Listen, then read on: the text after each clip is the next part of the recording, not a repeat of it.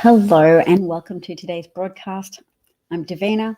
I'm OG K-Hive. This is a 2019 shirt, and today I'm talking about all of the excitement and enthusiasm around early voting, the American resolve to not go back.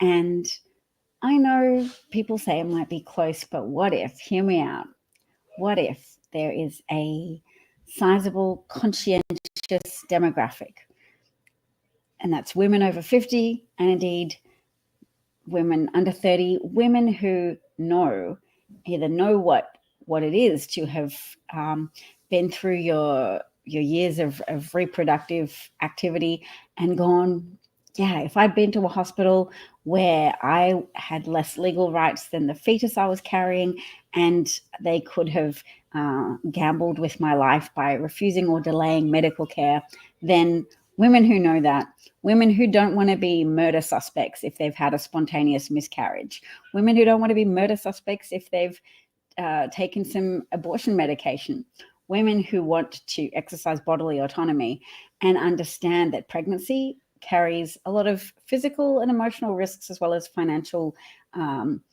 risks that could jeopardize the health and safety of their other dependents in their care.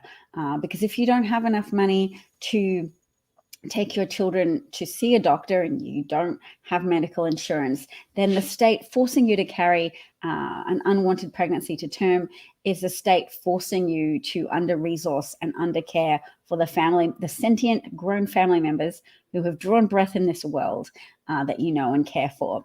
So there's a lot of women who are really cognizant of what that means, and they're not all caught up in the fake piety of trying to force decisions on other people. You know, the women who get cancer diagnoses whilst they're pregnant and they're told they can't get termination, so they can't receive chemotherapy or radiotherapy to maximize their chances of survival because of officious voters and officious legislators, people pandering to religious extremists and pro-life extremists who don't understand that longitudinal studies have shown there are worse outcomes for families where people are turned away from abortion care, and also that abortion is a medically necessary treatment for a whole host of conditions, including placental abruption, chorioamnionitis, septic uterus, incomplete miscarriage, a host of conditions that can go wrong with a pregnancy, with a miscarriage, and require, in order to save the life or preserve the health of a woman undergoing those conditions, or chronic conditions like high blood pressure, conditions where a woman's been told that yes, her life will be at significant risk if she proceeds with a pregnancy. And to be told, oh no, your life isn't sacrosanct, the fetal life is sacrosanct, but not you. We have removed rights from you in order to endow them on a non-sentient, hasn't taken a breath in this world, unborn baby. And look, I'm all for precious little unborn babies. I've raised two. I'm raising two. I've got two kids.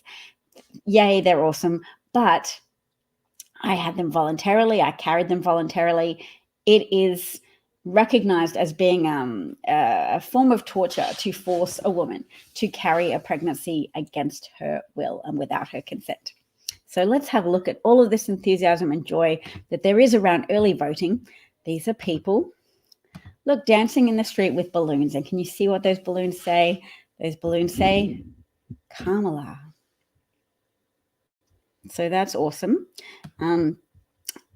You know probably what early voting signifies. Strong early voting signifies better results for Democrats, because when turnout is lower and you just have really committed people turning out to vote, like a small subset of the population, then you're more likely to get a dominant result for Republicans, because people who are really interested in voting Republican up and down the line turn out because they see Republicans as being a guarantee for their pocketbooks.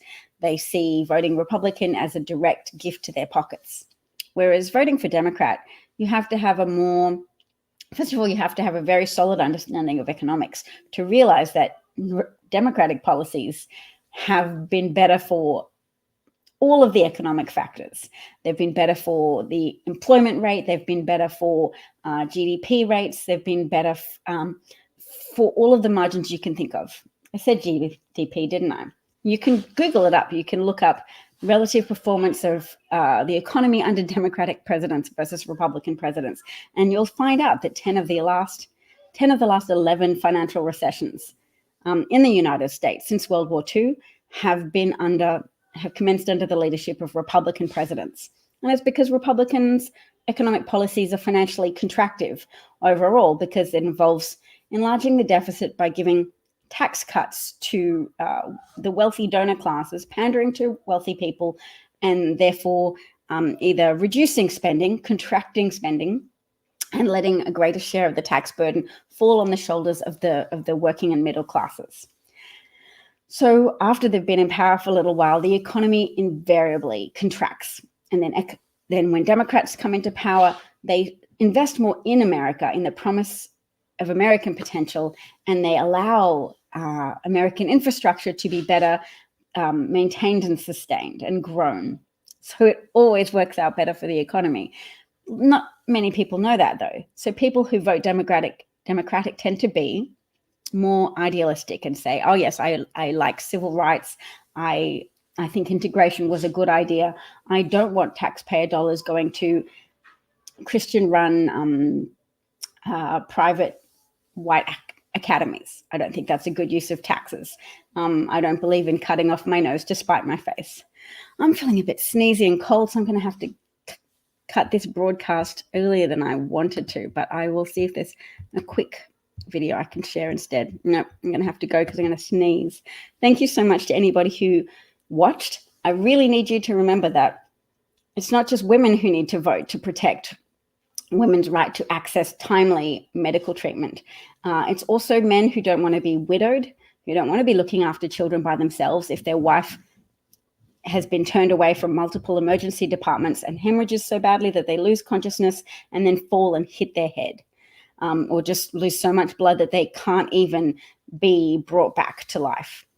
There are men out there with children who don't want to lose their wife unnecessarily to a fully preventable condition, but have run up against the political successes of religious fanatics who Trump has made a coalition with in order to gain power, a transactional deal, pander to religious fundamentalists, and then stay out of jail and continue to overcharge the taxpayers for, or in violation of the Emoluments Clause, by the way, overcharge Secret Service members using taxpayer money to stay in his hotel rooms, to have overly expensive bottles of water and overly expensive rides after him on his golf course in rented golf buggies. So all of those things should inform your vote and your commitment to vote. So I think there's a lot of enthusiasm for Kamala Harris out there, because there's a lot of enthusiasm from people who see the need to preserve American democracy against the man who literally tried to overthrow US democracy by fomenting a coup, the violent arm of which we could visibly see. It was the January 6th attack on the Capitol, but not many people know. You can Google the Eastman memos if you want to see the fleshed out memos of their plan to abuse the 12th Amendment. The clause that says if there's not a majority of electors voting for any one candidate, that then the president shall be chosen by one delegate from each state, from members in the House of Representatives. And Republicans had 26 versus Democrats 24 states. So they would have had 26 delegates, and they could have chosen, in that scenario, Donald Trump to be the president, even though he lost the 2020 election. So there were lawyers, well-educated people, willing to throw their professional ethics to one side in order to advance the power grab tactics of a Machiavellian, transactional, strongman poser, terrible tariff populist, the kind of person who induced and I'll quickly show you before I go, because it's always so important for me to show this information to as many people as I can reach. The manufacturing recession in 2019, so before COVID, you can just Google it, manufacturing Recession. Okay.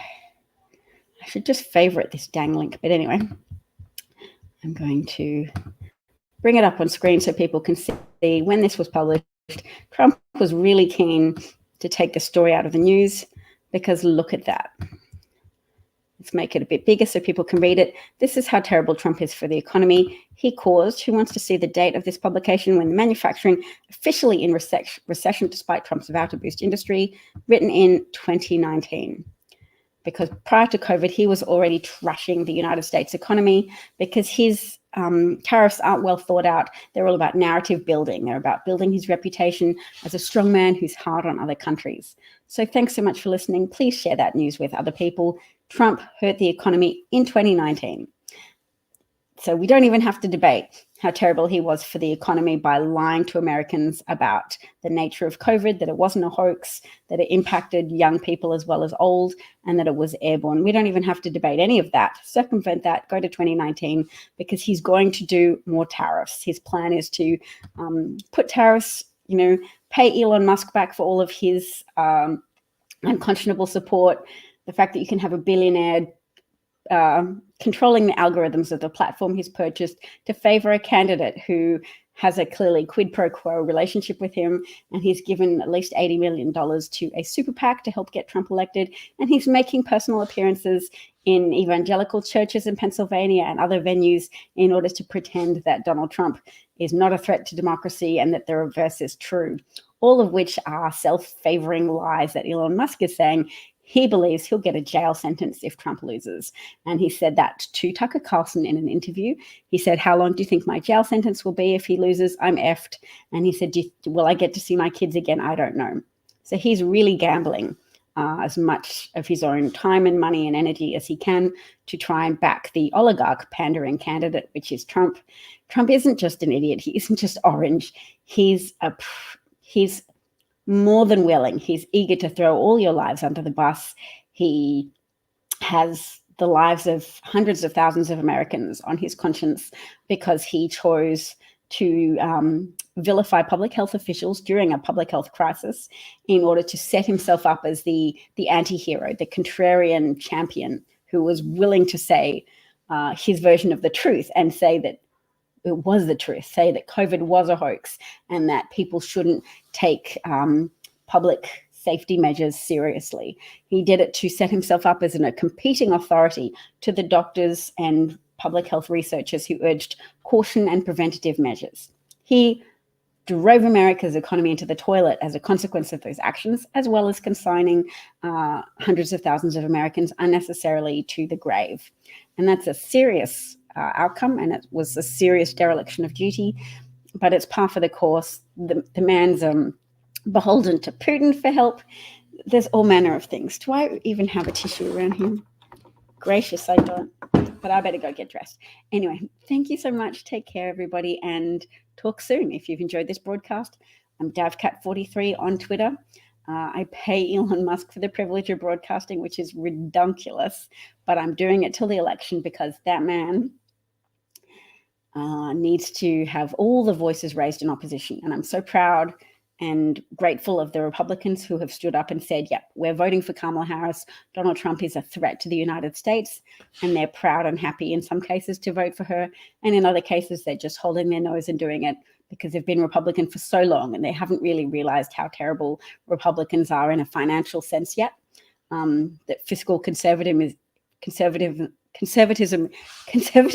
often a lie that's been pushed on people to help them feel better about voting for measures to reduce Social Security benefits, because ultimately they think some Americans are less worthy than others. And if you really dig into it, they tend to think that white Christian Americans are more authentic and worthy than others. But, they don't always feel ready to talk about that yet. And that's fine as long as they vote for Kamala Harris at this point in time. So thanks for talking. Thanks for listening today. Take care. K-Hive. Everyone's K-Hive now. Cheers. Bye.